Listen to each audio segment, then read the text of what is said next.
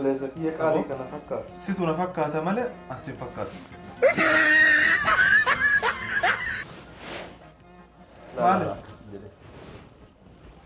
Ana si duraan jedhe. Sababa naafi sababa natti sababa. Ana fakkaata malee ansi fakkaata. Sababni isaa aboo deemna si fakkaata yaa. Anatu si dura jechuudha. Kiyyuu muka osoo ani si dura ta'uu baadhee sila ati eenyu fakkaata. Situ na duubaan dhufe situ na fakkaata malee ansi fakkaata. Haasaa geeffatteeta. Mafee abbaa fee isin maal jettamee warri nu daawwataa jiru kun?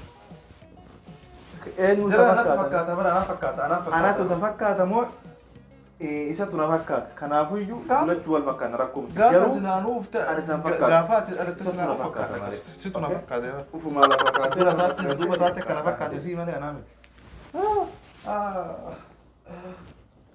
Aboo situ na fakkaate malee ati fakkaata kana fakkaate sii obboleessa kiyya. Okay? Okay? Waan agartanii daalle. Fedha